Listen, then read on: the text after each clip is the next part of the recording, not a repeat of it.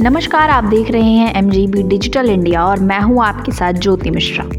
Social media पर जिन तस्वीरों ने पिछले 24 घंटे से सुर्खियां बटोरी हुई हैं, उनमें से एक बॉलीवुड एक्टर रणदीप हुड्डा की शादी की है। उन्होंने मैतेई रीति रिवाज में शादी की है। दिवाली के बाद से हिंदू धर्म के लोग अपने रीति रिवाज से शादी करना शुरू कर देते हैं। भारत जैसे विशाल देश में हिंदू धर्म के अंदर छोटे बड़े कई ऐसे समुदाय हैं जिनका हिंदू रीति रिवाज के अंदर अपना लोकल कल्चर होता है। उन्हीं में से एक मैतेई समुदाय के लोग हैं। ये रिवाज भारत के मणिपुर राज्य का है। इम्फाल में 29 नवंबर को बॉलीवुड एक्टर रणदीप हुड्डा ने अपनी गर्लफ्रेंड लिन लैशराम से मैतेई रीति रिवाज में शादी की है। सोशल मीडिया पर उनकी तस्वीर खूब वायरल हो रही है। ये वो मणिपुर है जो पिछले कुछ महीनों से लोकल समुदाय के बीच जारी विवाद के चलते सुर्खियों में है। आज की स्टोरी में हम आपको विवाद की जड़ नहीं बताने वाले हैं, बल्कि रणदीप हुड्डा के जिस रीति रिवाज से शादी हुई है उसका इतिहास क्या है, इसके बारे में बताएंगे। मैतेई समुदाय की कुल आबादी में 64.6% है। इस समुदाय के 90% लोग पहाड़ी इलाकों में रहते हैं, जबकि ज्यादातर लोग इम्फाल घाटी में बसे हुए हैं। मैतेई समुदाय हिंदू धर्म का पालन करता है और उनके बुजुर्गों ने 17वीं और 18वीं सदी में ही हिंदू धर्म को स्वीकार कर लिया था। ये समुदाय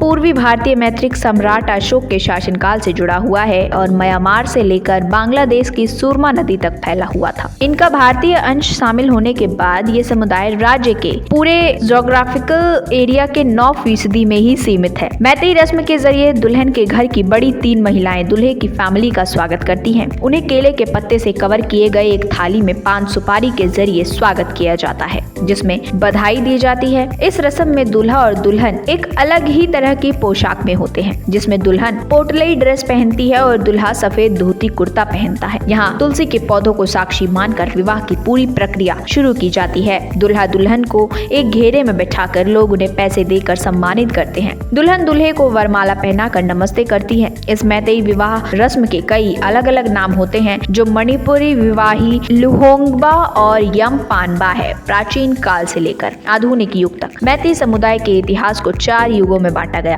रिपोर्ट्स के मुताबिक मैतेई समुदाय के साम्राज्य का नाम था कांगलेपाक, जिसका बड़ा हिस्सा वहाँ था जहाँ चीन है। मैतेई समुदाय के लोग लंबे समय से मांग कर रहे हैं कि उन्हें आदिवासी का दर्जा मिले। उनका कहना है कि मैतेई राजाओं का राज एक समय पर म्यांमार की छिंदवनी नदी से लेकर मौजूद बांग्लादेश की सुरमा नदी तक फैला हुआ था, लेकिन बाद में ये सिमट के रह गया। यहाँ 32 ऐसी जनजातियां हैं जिन्हें दस्तावेजों में मान्यता मिली हुई है। इनमें से कई जनजातियां लंबे समय से ST दर्जे की मांग भी कर रही हैं। मैतेई समुदाय का विरोध कर रही हैं। राजनीतिक दल भी कभी कभी इस समुदाय को नाराज नहीं करते।